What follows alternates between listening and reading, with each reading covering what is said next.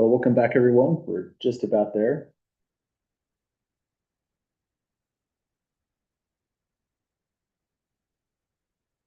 Okay, it looks like we can start. So we're just about done with midterm week. Congratulations, folks. We'll be 50% done with the entire semester after today. And as far as grading goes on the exam too, not all the testing centers work as fast as I'd like to, so I'm still receiving some copies. I should have them all collected on Friday, and I'll begin grading them on Friday. My goal is to get them done as soon as possible, but grading sometimes just kind of spills over to the weekend. So this will be done on Sunday late at the very latest. My goal is to again have it sometime done Friday afternoon, but we'll see where it ends up. So if you took the exam in a testing center, say Pocatello Testing Center or Idaho Falls Testing Center, I'll just be emailing your ISU email address with your graded exam. If you took it in person in class, then you can just send me an email at any time, and I'll send you a scanned copy after I have everything graded. Or you can just wait till you're in class next time and I'll hand you a hard copy. But I feel like out of the sake of fairness, if you want your exam feedback early, don't hesitate to request it, even if you're in the in-person section. Then on every exam that we grade, there's always two grades. There's the exam grade as a fraction.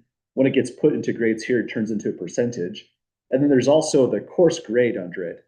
Same course grade that you see in here. That's just your running tally, how you're doing in the course.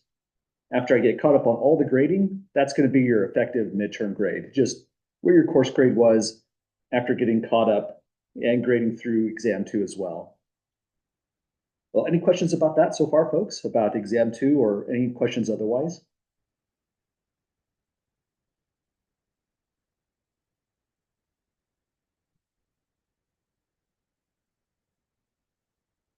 Okay.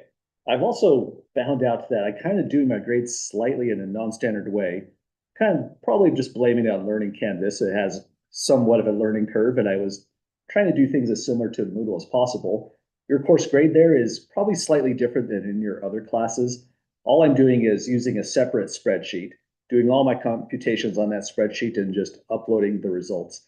So if you ever have any questions about your grade, don't hesitate to email at any point. I'll get back to you with just a snippet of the row for your grade computation and show you how it all works. But it's just really the breakdown right straight from the syllabus. So where we're at currently is in section 3.1, working on determinants. We'll move into chapter 4 after section 3.3, so it's going to be a short stop, just like chapter 2. And it's kind of sad in a certain sense. There's lots we can talk about determinants. There's a lot about the geometry. You can see the video here or the end of the notes here for a little discussion on the geometry of determinants. But also it plugs into a big concept. We're going to look into determinants again when we're in chapter 5, computing eigenvalues and eigenvectors. So it's kind of a weirdly placed section. It's something we'll come back to after getting through chapter 4. So our refresher on what we did for the determinants was we defined what was called the cofactor expansion. If we do a cofactor expansion across the first row, this is the definition that enables us to do that type of expansion. So the idea was go across the first row means we form this particular kind of expansion where A11, A12, A1n are just the entries on the first row. It's a bit of a complicated looking formula to say exactly what you're doing.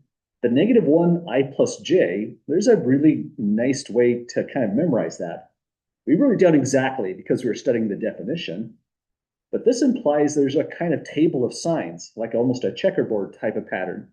For every matrix, they're always square if it's 3 by 3.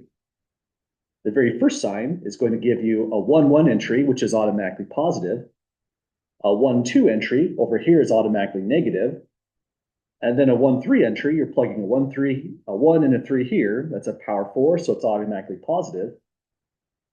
And then when you move down to this row, if we were expanding across row 2, which you're allowed to do, that would have been a 2-1 entry. That's odd, so it would have been negative here, and so on. The signs just alternate in this kind of way. So we can simplify the formula just by observing the signs always obey this kind of pattern. We went positive, negative, hang on, positive, and then negative here is what this turned into, but it was times 0, and then positive. The other thing to examine is determinant Aij. The Aij itself is formed by deleting, say if it was a 1, 3, you would delete row 1, column 3. There it is, deleted. And just import the submatrix 3, 1, 2, 4. Excuse me, 5, 4. So that's what the Aij is all about, just deleting the appropriate row or column. And the whole trick here is to reduce the size of the matrix into something more manageable. We know how to calculate these 2 by 2 determinants. It's just the product of the main diagonal, that's a 0 we got, minus the off diagonal. Oh, I'm looking at the wrong one, 0 minus 10. So that's what we got here for a determinant of negative 10. So it was a while since we looked at this. This was the end of class last Thursday. Our goal is to expand on this even further. You don't actually have to expand across row 1 every time. You might have expanded down column 1. Or if you just chose to, you could have expanded down column 3. Any one of these expansions is going to give you the same exact value. This matrix has a number intrinsic to it, negative 10, and that's the determinant function. It's a well-defined function in the sense that it will only give you exactly one output. So that's the next interesting thing about this determinant function. You can expand across any row whatsoever. That's the definition across the ith row. And you can expand down any column whatsoever. And this is the expansion down the jth column. Again, it's a complicated looking formula, but our goal is to train our eyes to see how it goes by hand and relating it to this information here once we're just learning it. When you learn this really well, sometimes people don't even stare at the definition whatsoever. It just becomes another pattern similar to row reduction. Any questions about the determinant so far before we try out a couple more?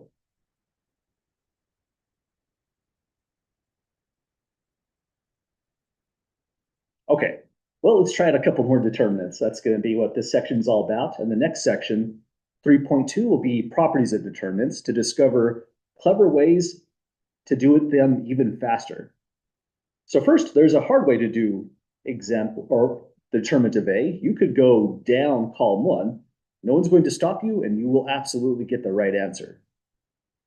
Or you could go down column 2. That's the sensible choice, right? If you did the expansion down column 2, you're just going to obtain entries that go 0, 0, 0. The determinant of this thing is just automatically 0 as we're looking at it. Let's do that expansion. There's no reason to work harder than you have to, unless you want to double check that it would come out as the right thing. So going down that column, we'll say that the determinant of A, it's a bona fide function, so just much like writing f of x in an algebra class, that's supposed to be an x there. When we indicate a determinant function, this is one way to say it, just det A, short for determinant. The other way to indicate the determinant is the vertical bars. Vertical bars are important. We always use the angled bars here for indicating a matrix. And vertical bars here is indicating you're taking the determinant of a given matrix. So determinant 589, 0, 0, 0, 6, 1, 3. Going down this column, if you just put equals 0, that's the answer. You're done right at that stage. I want to expand it out just so we can practice training our eyes what it would look like if we wrote down every one of these 3 terms for our situation. So only for the sake of practice, let's also put down the sign chart. On this entry, it starts positive, but then we're going down this column. The next entry is negative.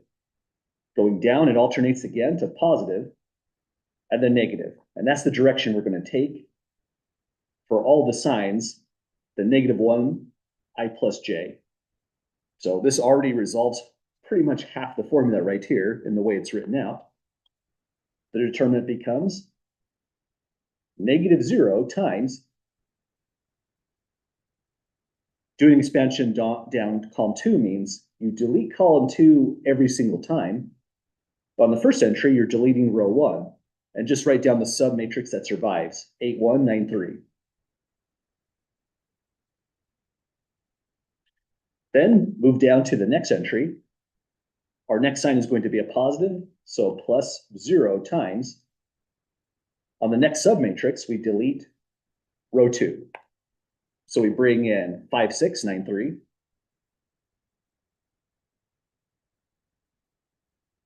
Then on the next sign we take in, it's going to be a negative 0 times the next submatrix we obtained by deleting row 3, column 2. So this would be a 5, 8, 6, 1. And although we can calculate every one of these determinants, there's no need to, because all the scalar values in front multiply through, eliminating them all.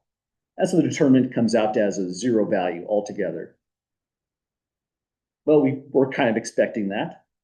In fact, in doing this determinant, you might have cited something else entirely. You might have used the invertible matrix theorem. Let's open that up.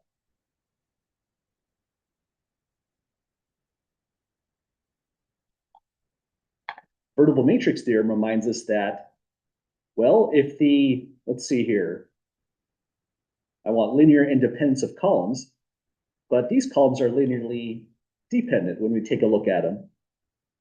It has a 0 vector, so the columns of A are linearly dependent. That means part E of the invertible matrix theorem is false. But if part E is false, you can skip down to part M.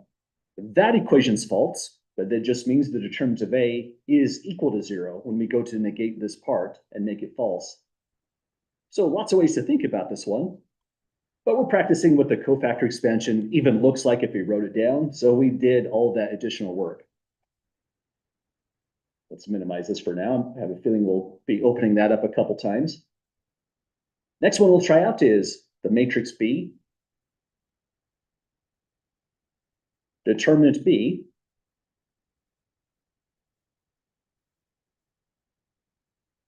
is take determinant of negative 2, 1, 1, negative 3, 0, 10, 1, 1, negative 9.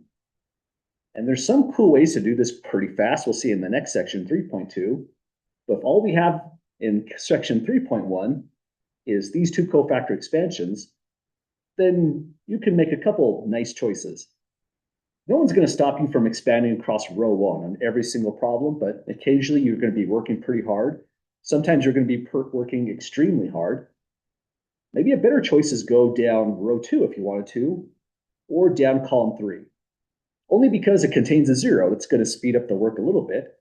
So the best cofactor expansion is going to be the one that involves either a row or column with the most zeros in the matrix. Let's go down row 2, just for variety, since we went down column 2 already on the prior matrix. So my expansion is going this way. Probably leave that one alone here so we don't get it too busy. That means the sign chart that we're going to use for this portion, let me highlight that in green just to relate it to that spot here, is going to be positive, negative, positive, negative. Let me retune the highlighting. We'll use these signs specifically. So now we're ready to do the determinant. Determinant of the matrix B is going to be first. For looking up on this definition for the row, we take the A21 entry. That's just this. So it's going to be a 1 times, you multiply by negative 1 to a power of, it's going to be 2 plus 1, row 2, column 1. But that's just a negative sign. So let's throw in the negative 1 there. We multiply that by the submatrix by deleting row 2. Row 2 is going to always stay deleted since it's a row 2 cofactor expansion. As for columns, we delete the first column and then just move on down the line. The submatrix we pull in is negative 3, 1, 10, negative 9. And so that's the whole pattern so far. Next term, we move over to take the sign positive. We grab the very next entry. That one's a 0, so this would be one you'd often skip once you get some really good practice on this. But for the sake of the notes, we'll write in just one more time. We won't do that every single time, but again, this is just for the sake of practice. We're deleting column 2 this time. So the submatrix is just the entries on the very corners, negative 2, 1, 1, negative 9. Then move off to the next entry. This is going to be an entry 1, so that corresponds to the ANJ here, plus 1, But we multiply that by the value -1 on the sign chart. Take another determinant of a smaller reduced matrix, this time deleting that last column. And the determinant we take is -2, 1, -3, 10. So now we've related the 3x3 determinant to just taking three 2x2 determinants. We've done lots of 2x2 determinants already in section 2.2. So it goes pretty fast right at this stage. Really, the major thing we're trying to train our eyes to see well is how we form those submatrices. We'll use that skill when the matrix gets bigger and bigger, like this nasty looking one. But any questions so far with what we wrote down?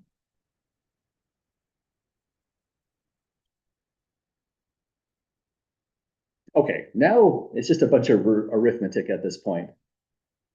So carefully working through this, we have negative. We need a grouping symbol since there's two terms here. Positive 27 multiplying the make diagonal, -10 multiplying the off diagonal. So that's our determinant function from the last section. Then nothing here, so just +0. Then go minus. Product of the main diagonal here is -20. Minus the product of the off diagonal is -3.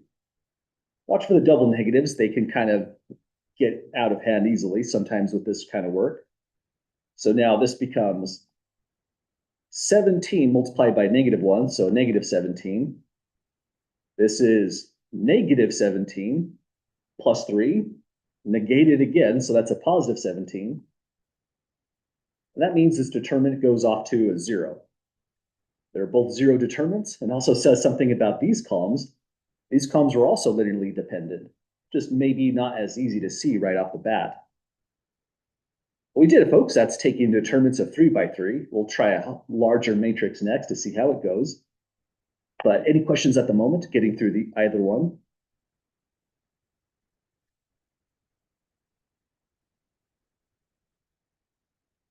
Okay, like we mentioned, because we got another 0 determinant here, this tells us something about the matrix B. B inverse does not exist. By the invertible matrix theorem as well, the columns of this matrix B are linearly dependent, and we didn't even use row reduction to check that. So we have another tool for assessing linear dependence, which is kind of cool in a way. Sometimes row reduction's faster, but sometimes the determinant is faster. Just depends on the matrix. And one way to see that these columns had to be linearly dependent is if you label them V1, V2, V3, notice that if you take V1 minus V2, you in fact get V3. So there's a linear dependence relation. Negative V2 would have gave us a +3 minus 2 for a 1, 0 plus 1 for a 1, -10 plus 1 for a -9. And so this tells us V1, V2, V3 is linearly dependent. And again, it tells us a lot about that matrix B. We have an entire A through M different comments that we could associate all at once. Every one of these parts, all simultaneously false. So our goal is to just try this out again as a 4x4 matrix. This sometimes gets a bit painful, especially when we become aware of how this goes with the section 3.2 properties. It turns out if you're really careful, you can combine taking determinants with row reduction. But this one's all about doing it by brute force, so we won't always do it this way, but in section 3.1, we're going to do this in the most painful way possible, just some cofactor expansion. For the people who want a real challenge, you can do a cofactor expansion down, say, column 1 or row 1 or row 4. That would involve 4 3x3 determinants, which would all involves 3 2x2 determinants. And so the size of the computation is just growing very, very rapidly. The sensible approach for us is, let's do a cofactor expansion across row 2. It contains the most amount of zeros, so this would be the least amount of work. A lot of mathematics is just trying to do the least amount of work because then you're going to be the most accurate, or you'll use the least amount of computation power if you're putting this in a machine, for example. So that's our cofactor expansion down. I shouldn't say down. I think the better word is across row 2. So this implies there's a sign chart associated with this. On this upper corner, we're not using this entry, but it gets the chart started. Oh, sorry, it looks like I missed a comment. Joe says, I can see this getting out ahead quickly with very large matrices. Yeah, absolutely.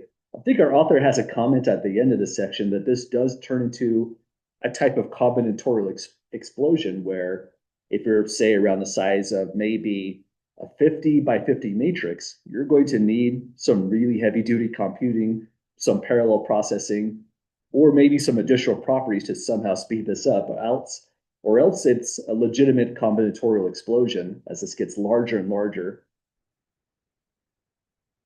So our sign chart goes positive, then negative, positive, negative, positive. This is nice because, again, this speeds us through a big part of the formula, just resolving what the signs are going to be. We'll be using those signs on the entries we form.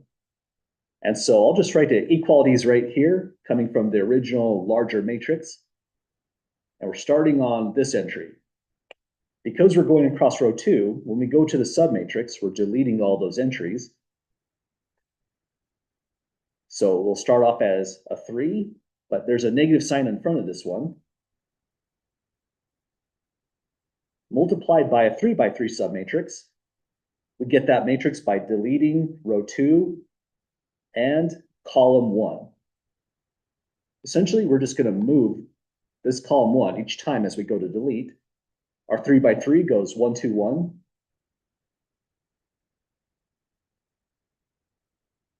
2, negative 2, 1, 2, 3, 1. Then off to the next entry. Our next sign is going to be a positive. So it looks like I'm just using the highlighter for the signs. We're going to put in an entry 0, so we really don't have to put anything further. For this one, I'll just neglect in writing in the submatrix. I think this is what a lot of people would write in the homework, or you might not even write the 0 at all, and that would be appropriate. The next one's going to be minus this next entry, 0 coming from right here.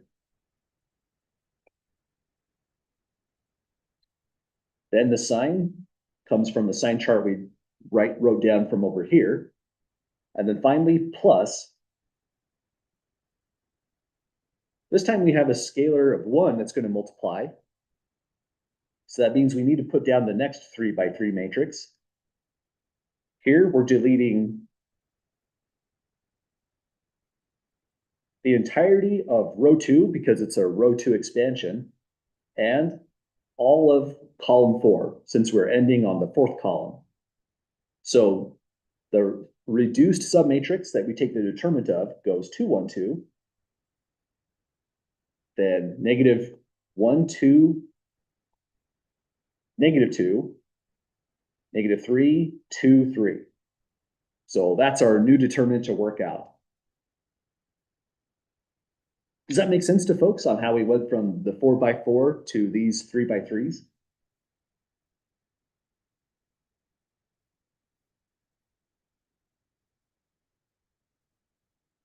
Okay, these again get pretty wild at first. For a real exam, I don't think I would go higher than, say, size 4 by 4. That would be kind of inappropriate. But if there was a 5 by 5 matrix, there's probably a theorem that's going to allow us to do the determinant in a really fast way, not a cofactor expansion.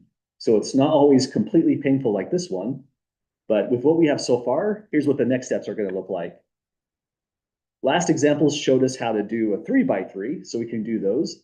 We have to be really mindful that negative 3 is going to distribute into whatever this all looks like when we write down the 3 by 3 determinant here. Then just pick an approach. You can go down column 1, down row 3, anything you would like, and it'll work out just fine.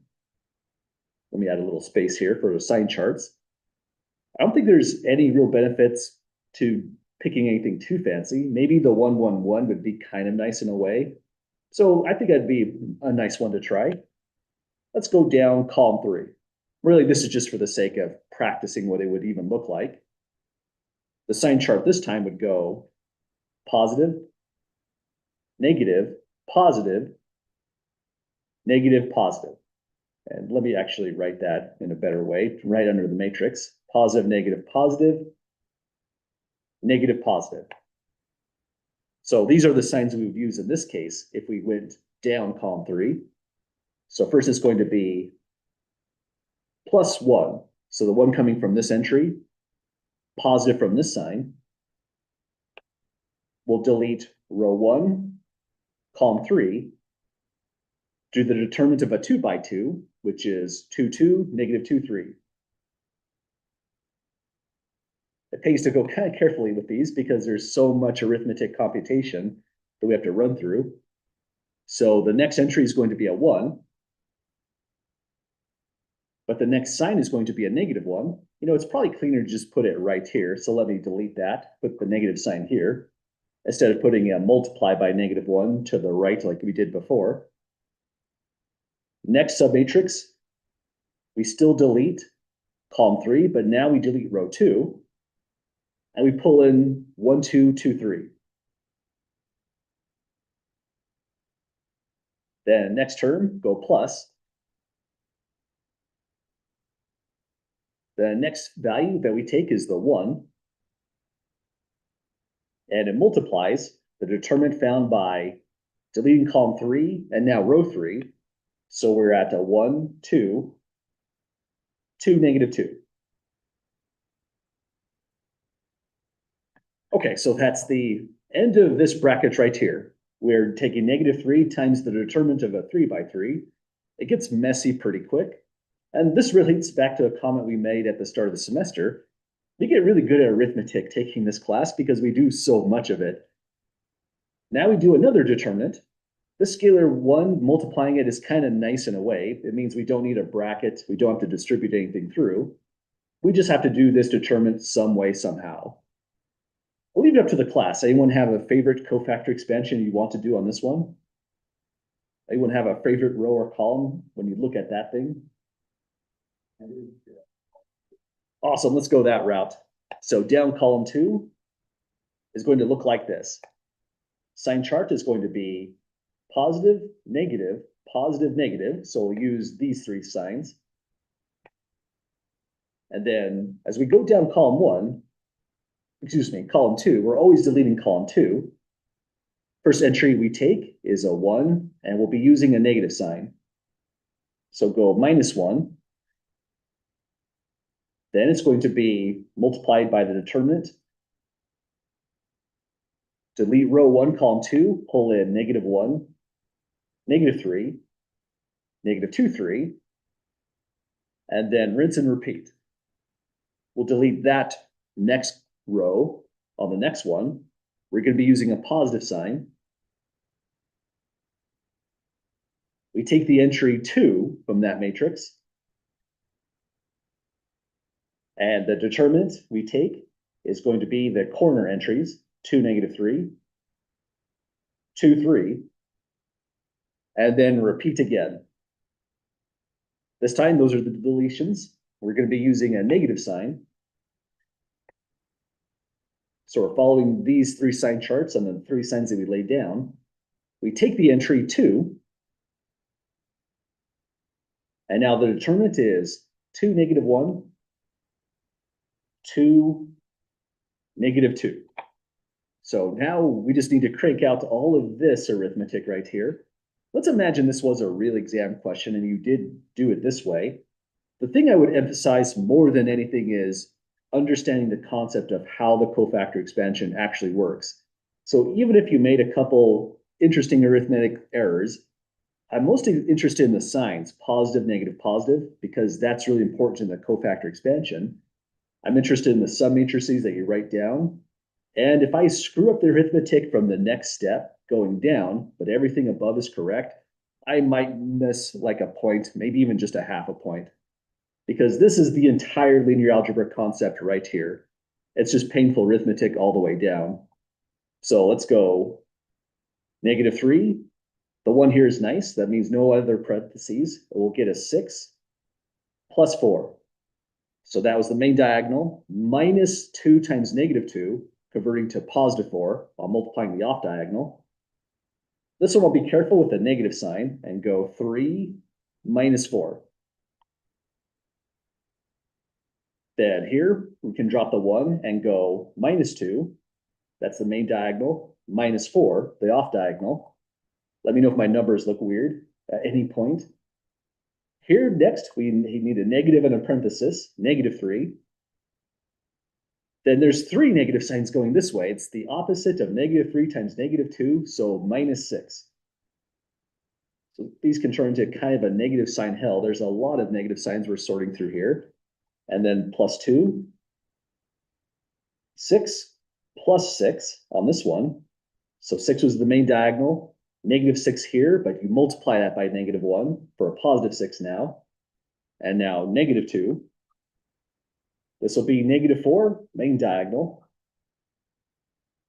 The negative of the off diagonal is the negative of negative 2, so plus 2. And off to the next line. At this point, if you shoved all of this into a calculator, I mean, that would probably make sense. But for the sake of just working out a little bit further, here's what we would get. Negative 3, 10. This is negative 1 negated, so positive 1. Then minus 6. This is negative 9 negated, so plus 9. Here we have plus 24. And here we're getting a negative 2 times negative 2, so plus 4. So negative 3 multiplying, I have 11 minus 6, so that's going to give us a 5. I feel like one of my numbers might have went wrong in fact, but let's keep on going. Let me know if you see an arithmetic error anywhere on this. So I have 28 plus 9, so that's going to take me to 37 altogether. So 37 minus 15. Let me write this in a more orderly way. Negative 15 plus 37 equals 22. You know what? I actually remember that number. I practiced this morning, not in this particular way, so all the numbers look a little different. I think we got it, folks. This determinant should be exactly 22. What a mess. Actually, this problem that we just did is the selling point for section 3.2. If all we're using is cofactor expansions, this is a pretty tough computational problem, even by hand, for a small matrix 4 by 4. Matrices that you'd use in an applied setting can sometimes grow extremely large, and so there's has to be other additional tools to assist us computationally. But this is a good rundown on what does it look like to do a cofactor expansion so far. And this is a good matrix to practice it on. Any questions at all, folks? Finalizing this determinant?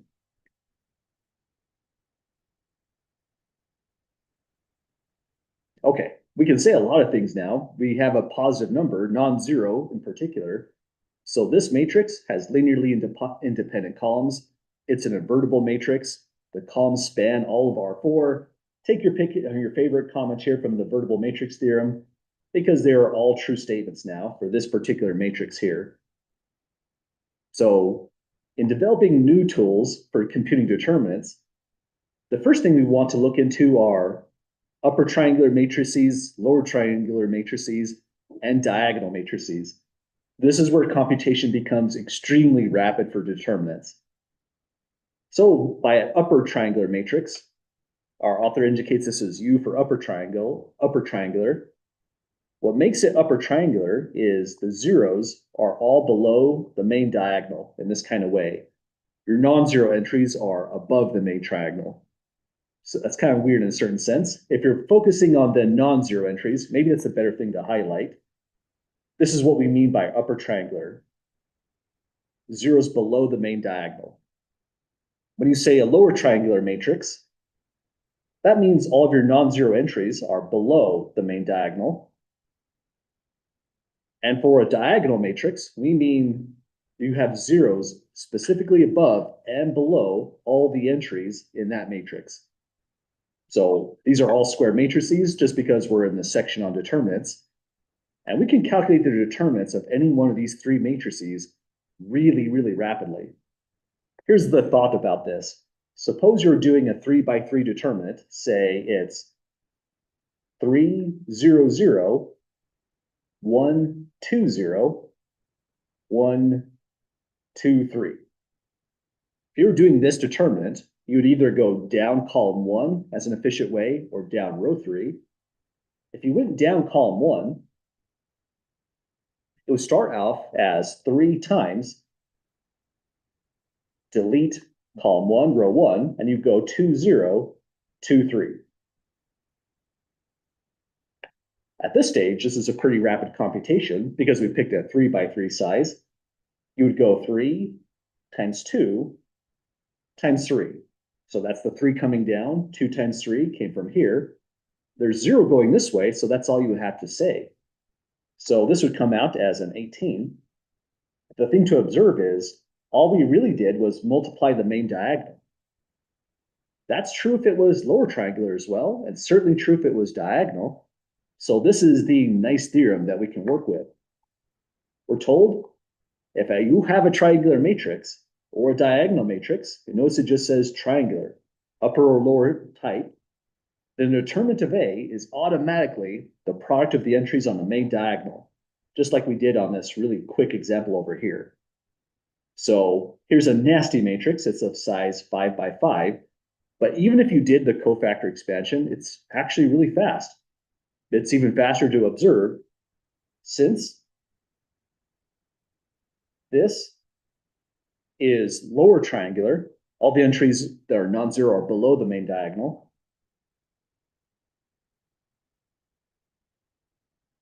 In particular, since it's triangular, determinant of A is, by visual inspection, just the multiplication of all those diagonal entries. So it's -1 times 3 times 2 times 5 times 1. So let's sort that out. This is going to be -30 altogether. And our job is done right at that stage. So that's kind of fantastic in a way. One big endeavor in linear algebra, what a lot of theorems try to do, is to find matrices with lots of zeros inside because it assists computation massively with these kinds of things. The determinant is a pretty wild function. It gets even weirder in the next section, but sometimes it's a friendly one to compute with. It's not always a big fight to get through the work. Well, this is our last one for these notes here. Any questions on working through theorem 2?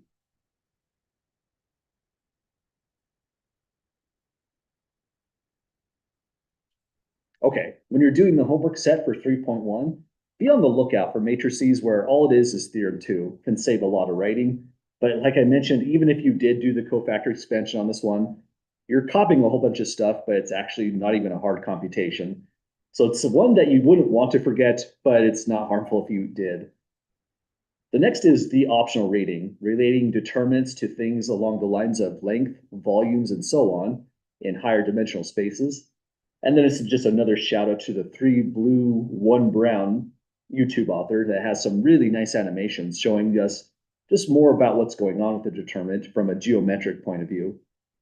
Our course is more about the algebraic side, so we're going to focus on working these kinds of things out, expanding on our knowledge on determinants, with the main purpose of using them again in chapter 5 for eigenvalues and eigenvectors.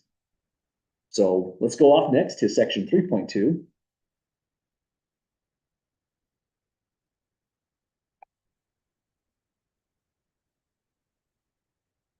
Properties of determinants. Last section was an unusual one for this course. We used zero row reduction. And in section 3.2, row reduction is back on the table. We have to be really careful when we use row reduction. Row reduction doesn't behave in the way we would always like. For example, if you interchange 2 rows, you do not get the same determinant. So I can't just flip the rows around. I have to track what happens by including a negative sign. So if I flip around row 1, row 2 on this matrix, a new negative sign gets moved in front. Let's write that down just as a quick comment. So if I take here 2, 1, 3, 4, 2, 1, 6, -3, 4, and just flip this around to a 4, 2, 1, 2, 1, 3, 6, negative 3, 4, we must include a negative sign in front to track what the actual determinant will come out as.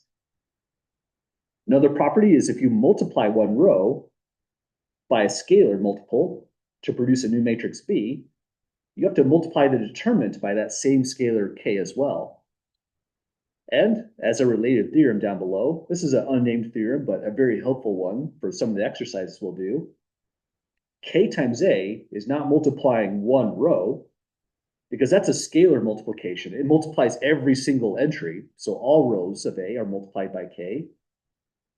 And if the matrix A is of size n by n, then the determinant of K times A is that scalar K to the power of n times determinant of A. So these two operations do change the determinant, which is unfortunate. You might accidentally make your determinant more complicated by having to track this information. But let's also convey this right here for help with the whole formula. The good news about row reduction is property A is amazing as far as computation goes. It's another reason why the determinant is a strange function. This is a row operation that we use the most, in fact, and it says, if you take a multiple of one row, add it to another row to produce a different matrix B, that's okay. The determinants are exactly the same. So that's almost a strange fact about determinants. There's nothing like this for other functions that you might have studied up to this point. So there's a lot going on under the hood of what the determinant function is really doing. This is something that could be studied a lot to really understand all the properties. Our goal is to take advantage of primarily property A and use the additional properties when it makes the most sense to do so. Well, let's give this a try. Usually we write row reduction if we're using row reduction on these matrices, but the determinant is a function that gives you a scalar value. This is just a real number.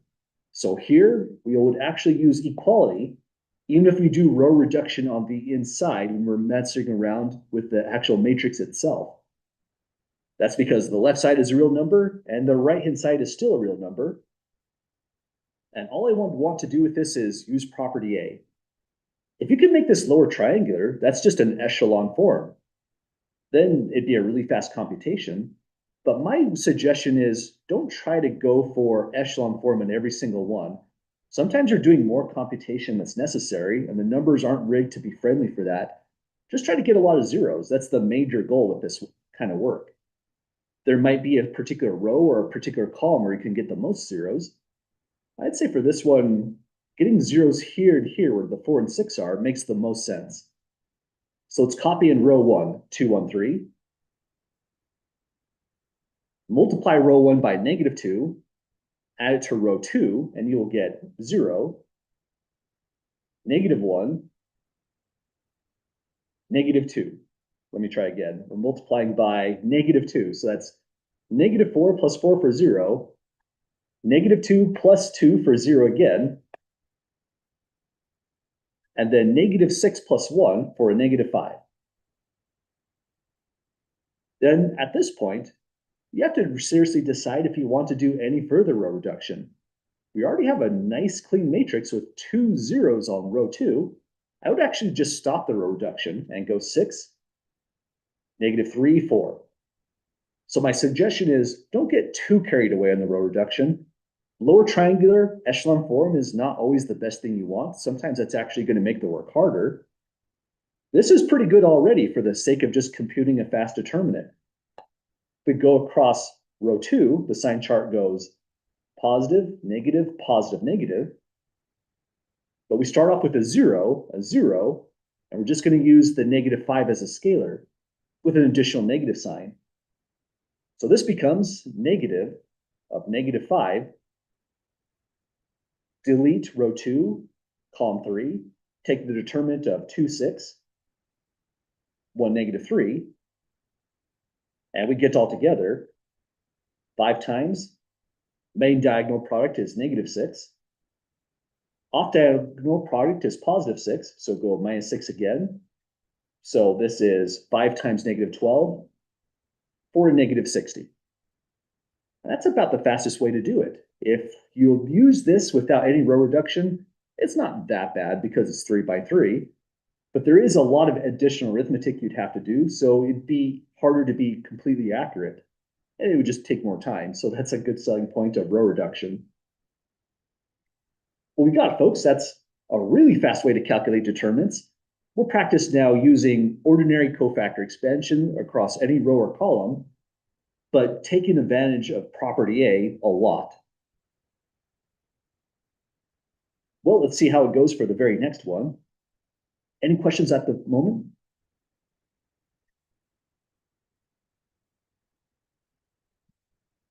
Okay, we can use the same idea, use some row reduction here, but this matrix probably looks a lot similar to this one right here. Let's take advantage of property B. Property B can be thought of as a type, or excuse me, property C. Property C can be thought of as a type of factorization property.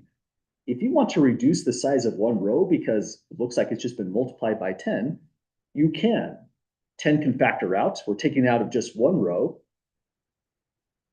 There it is. We're removing 10 from row 1, so divide row 1 by 10 to leave 2, 1, 3. Let me fix these bars. It looks kind of wonky. Then the rest of it is 4, 2, 1.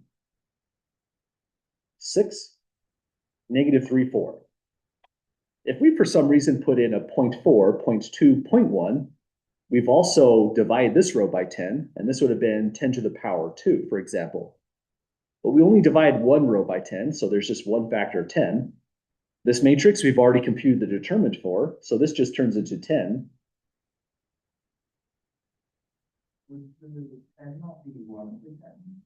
Let me think about that.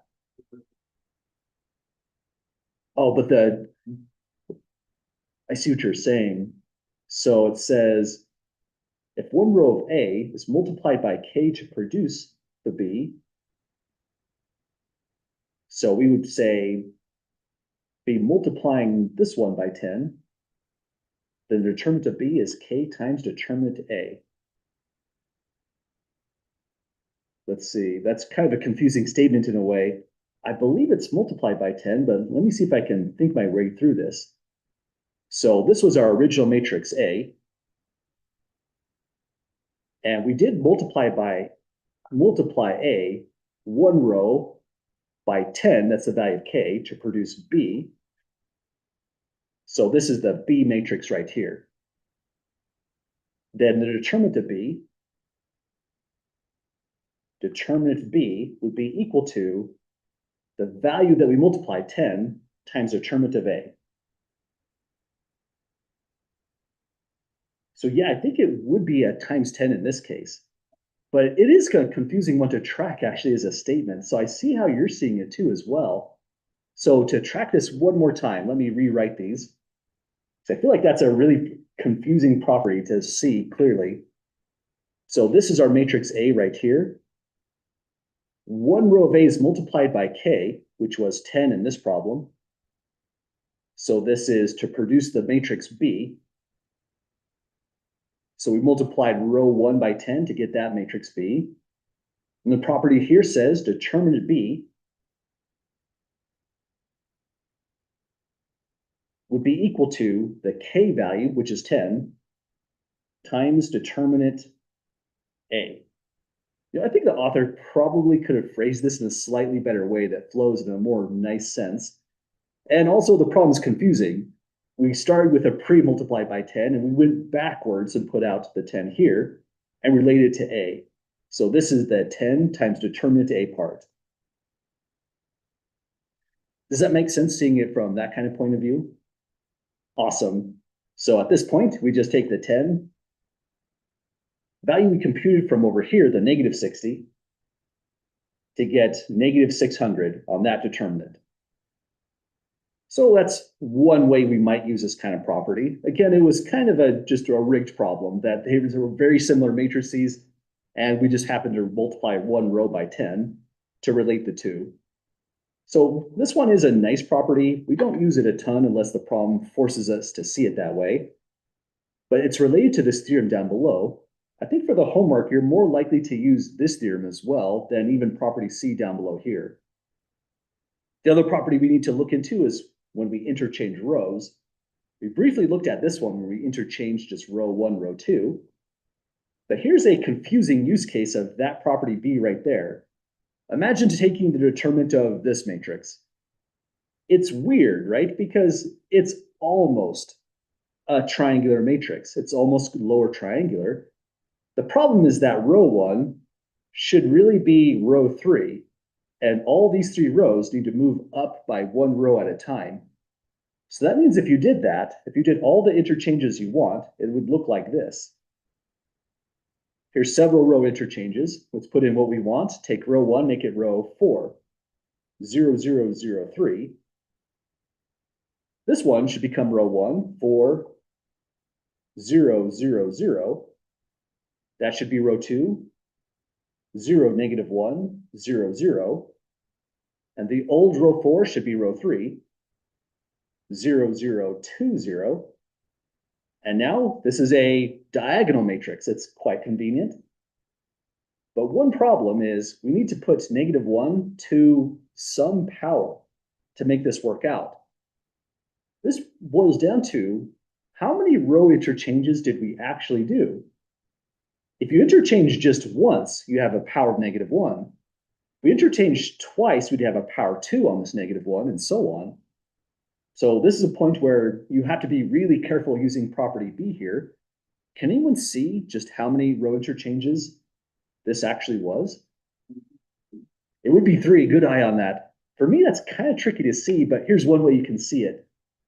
Going like that is 1 row interchange. You're swapping these 2 columns. And then going like this is your second row interchange. You're swapping the next 2. So you're bringing in 4, 0, 0, negative 1, 0, 0. But then the last 2 are mixed. And then swapping here to here is the third row interchange. So there is really altogether 3 row interchanges. 3 row interchanges total. And I mean, there's some good guesswork here. It's either going to be positive or negative. It's kind of like plugging in a USB, but if you track it carefully, you'll know exactly how this is going to go. So now we know there's an additional negative sign to put this in a diagonal format. It's now a diagonal matrix. So by using theorem 1 of chapter 3, just a reminder, our theorems are kind of ordered in a weird way. This is theorem 1 of chapter 3, not of chapter 1 any longer. We can take the product of the main diagonal and get 4 times negative 1 times 2 times 3. And our work is done on this one. This is 6 times 4, so 24, with a positive sign. So that's some good use cases for dealing with row reduction. Any questions with any of those properties up above? A, B, or C?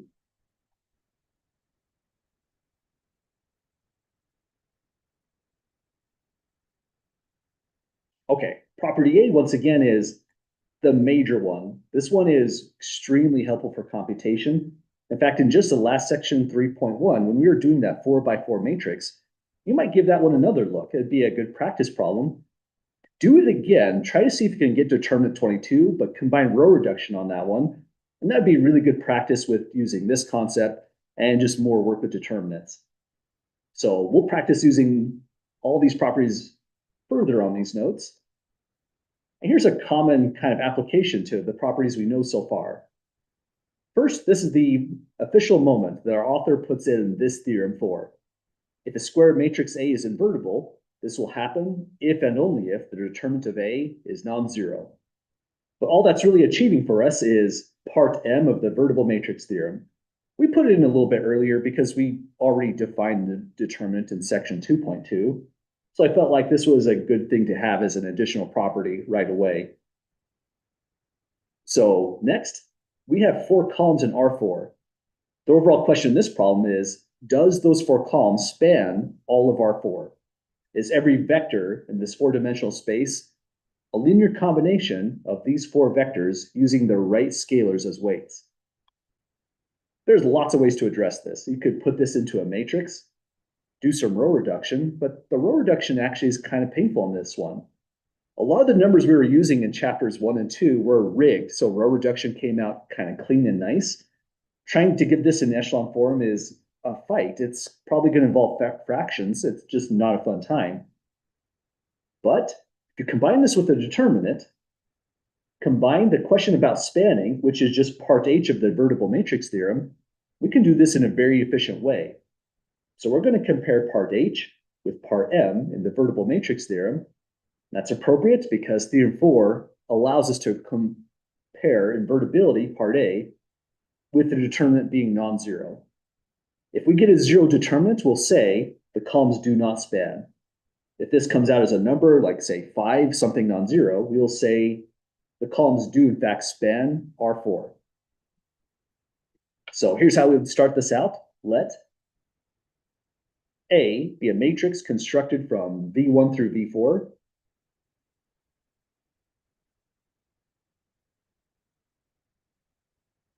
Then let's just take the determinant of that right away. This is our new available powerful tool for assessing spanning, linear independence, a whole lot of concepts all at once.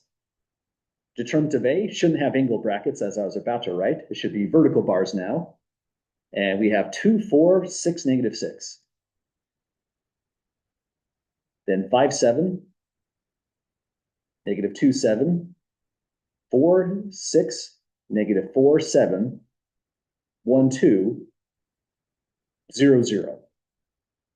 So we want to now do this as efficiently as possible because it's easy to make arithmetic mistakes if we're doing like 90 different arithmetic computations, maybe more if you go down column 1.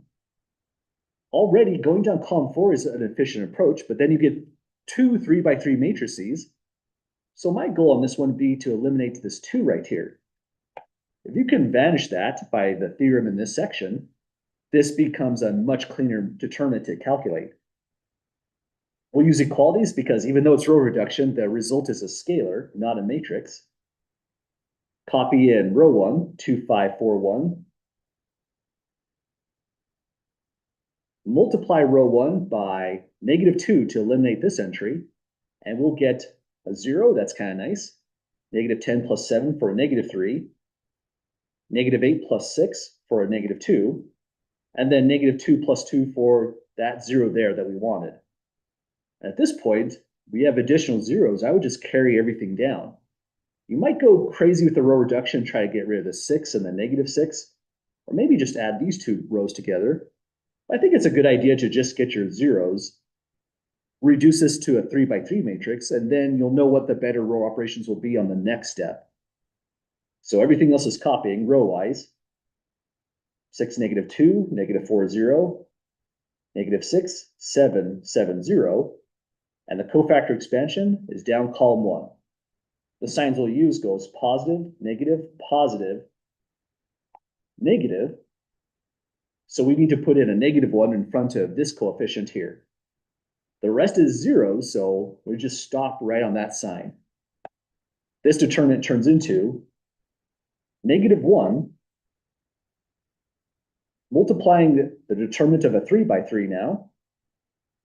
Delete column 4, row 1, and we have 0, -3, -2, 6, -2, -4, -6, 7, 7.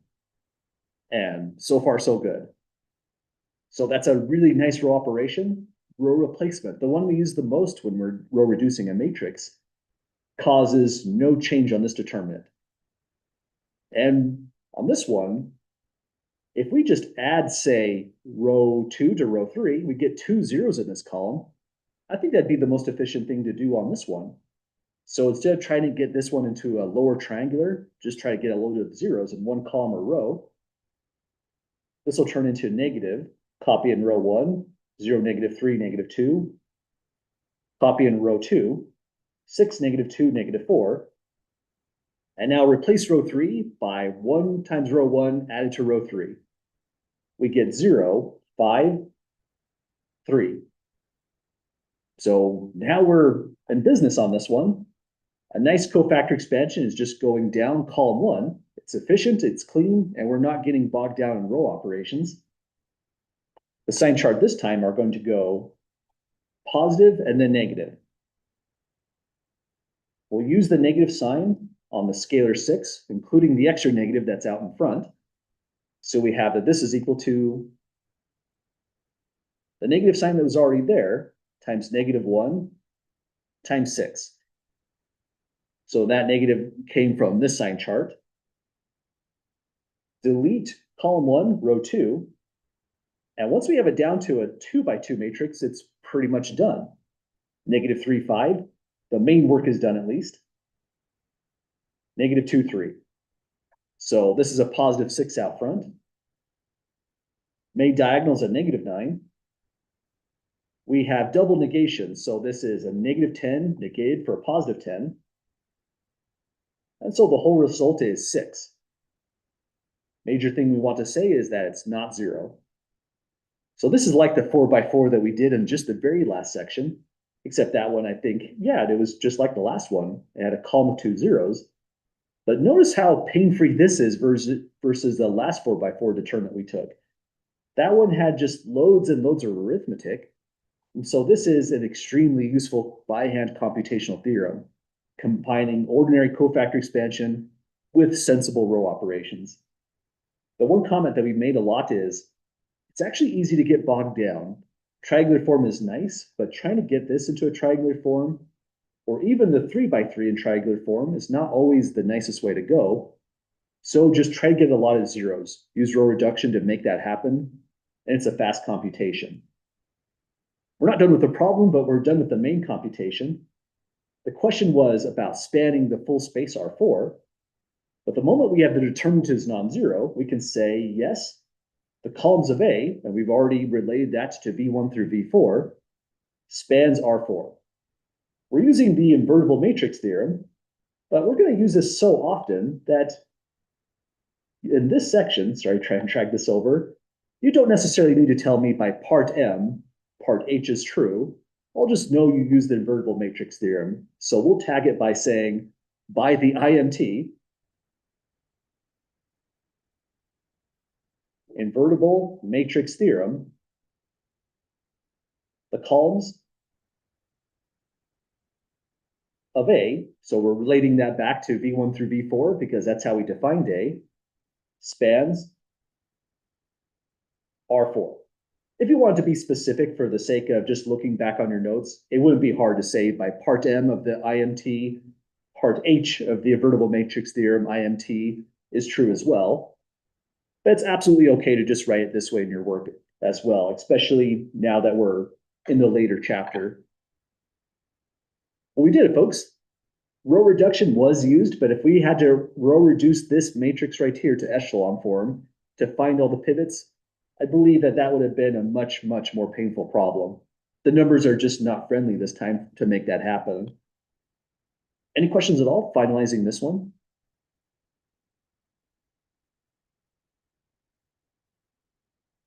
Okay, there's a couple other major concepts that we're going to take a look into these notes.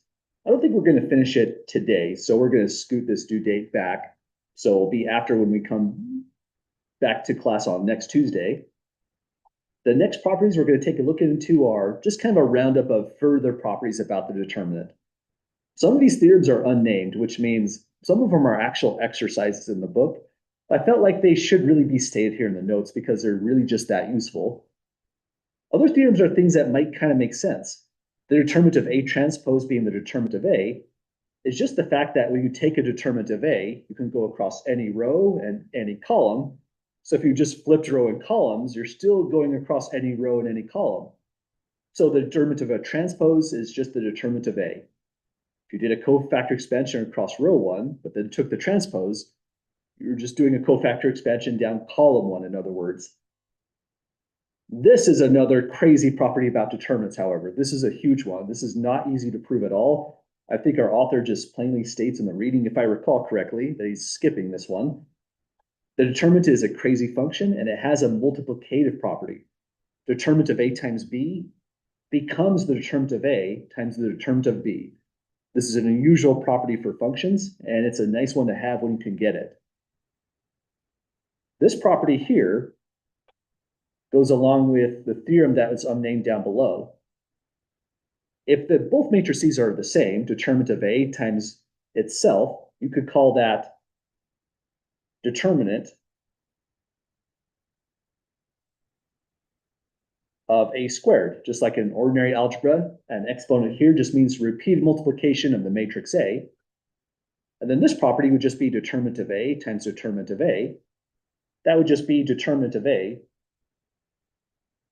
Let me get the actual input to the function, squared. So that's kind of a cool property as well. Determinant of A to an nth power becomes the nth power of the determinant of A. Really, it's just a corollary to this property here. This one is kind of something new, though. It goes along with this one as well, because if you rewrite this in a different way, another way to say it is determinant of A inverse is determinant of A to the power -1. It's just written as a fraction instead of using the negative exponent over here. So that's kind of cool in a way. Over here, that's not a real exponent. That's an inverse function. But as far as determinants goes, you can move that and think of it as an exponent, a real exponent here, and you get the determinant of A. We'll derive that formula since it's just a quick rundown of some of these theorems here. It allows us to think about them a little bit further, just to see how exactly does that go. Any questions with either the number theorems or the unnamed ones?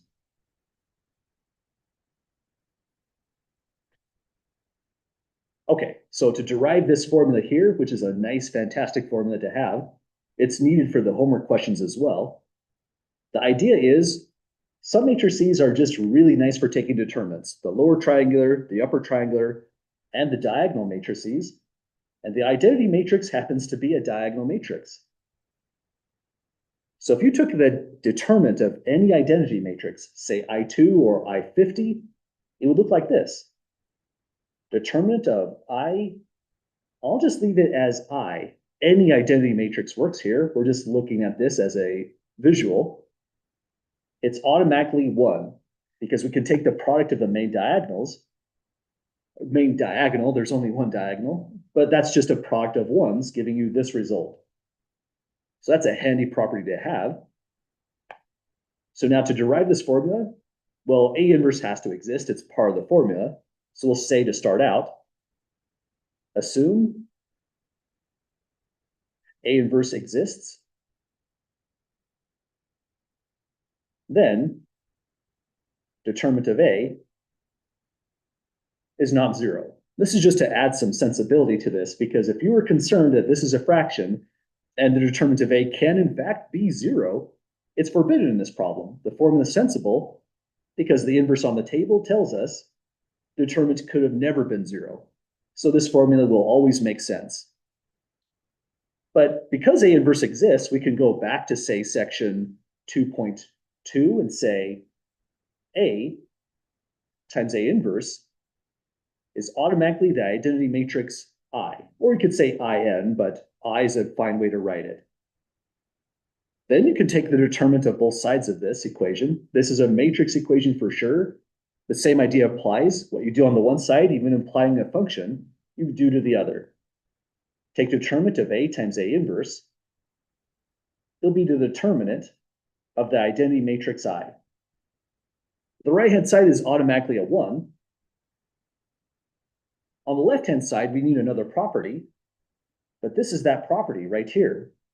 We can split that determinant into a product of determinants. That turns into determinant of A times determinant of A inverse. So A is itself, B is playing the role of A inverse in this property that we just wrote out. Because determinant of A is non-zero, you can now divide it on both sides of this equation, and it becomes a statement, determinant A inverse is 1 over the determinant of A. And that's how the problem ends. In a nice, clean way, we have that property there. I think this is a fun way to write it because it tells us both of these are saying something about exponents, even when they're not strictly an exponent. Power -1 is just indicating an inverse. But anything you put here moves to the outside in a nice, clean way. So that's a nice couple set of properties to go along with this.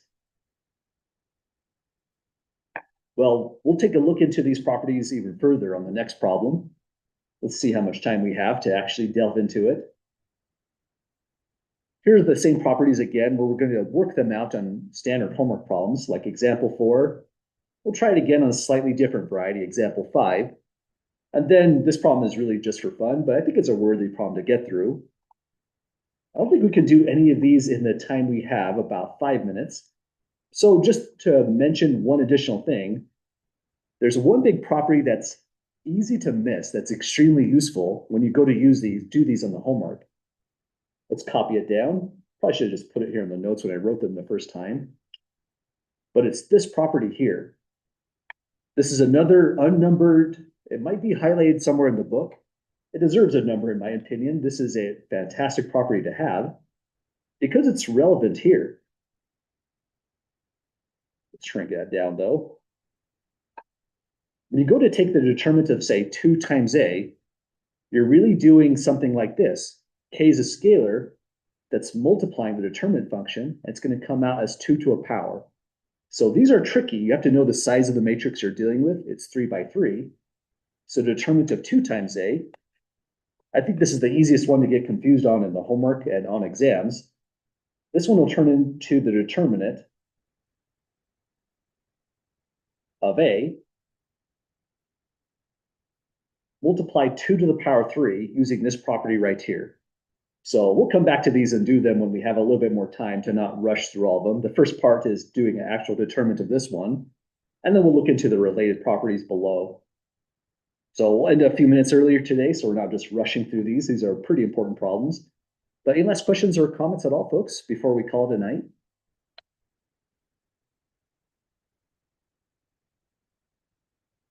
Okay, well, section 3.1, as far as the homework goes, this is just doing the determinant in a brute force way, just cofactor expansions down any row or any column.